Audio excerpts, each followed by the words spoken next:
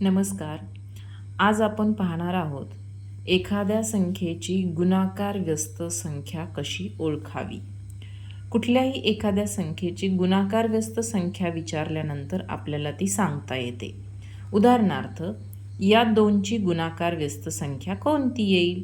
आता गुणाकार व्यस्त म्हणजे काय असते तर आपण अपूर्णांक शिकलो आहेत.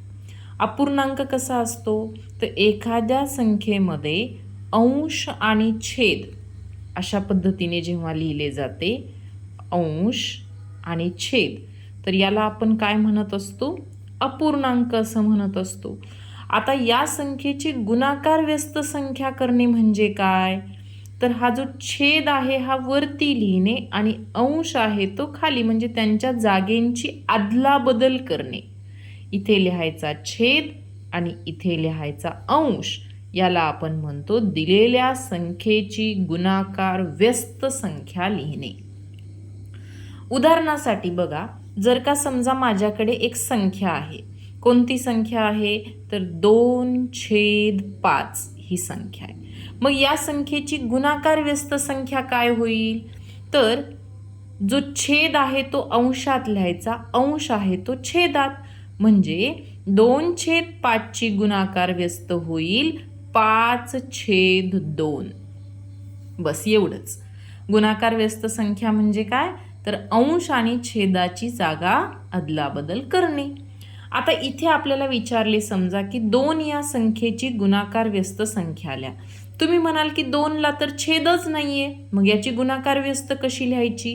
तर एक गोष्ट लक्षात ठेवा, कुठल्याही एखाद्या संख्येला, कुठलीही संख्या असू द्या, जर का तिचा छेद दिसत नसेल, छेद लिहिलेला नसेल, तर याचा अर्थ त्या संख्येचा छेद हा 1 असतोच. फक्त जेव्हा छेद हा 1 असतो तेव्हा तो लिहिला जात नाही, म्हणून तो आपल्याला दिसत नाही. म्हणजे ही संख्या 2 आहे याचा अर्थच ही संख्या 2/1 आहे असे आपण समजून घेऊ शकतो. आणि मग या संख्येची गुणाकार व्यस्त संख्या काय होईल तर उलटे करायचे. 2/1ला 1/2, म्हणजे 2 ची गुणाकार व्यस्त आहे 1/2.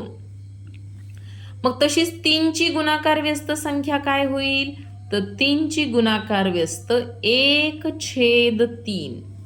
पुढे बघा, 4 ची गुणाकार व्यस्त, नाव लक्षात ठेवा, काय म्हणायचे? गुणाकार व्यस्त संख्या. 4 ची गुणाकार व्यस्त संख्या काय तर 1/4. बरोबर आहे. पुढे 2/3.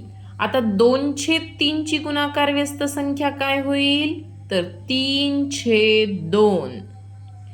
5/4 ची गुणाकार व्यस्त संख्या 4/5. 7/9 ची गुणाकार व्यस्त संख्या 9/7. आता 1 ची गुणाकार व्यस्त संख्या काय तर 1 च्या छेदामध्ये काहीच नाही, म्हणजे 1 आहे, म्हणून या दोघांची अदलाबदल केली 1/1. आता 1/1 म्हणजे याचा अर्थ पुन्हा काय होतो तर 1च होतो. म्हणून ही स्पेशल आहे केस, हे महत्वाचं आहे की 1 ची गुणाकार व्यस्त संख्या 1च होते.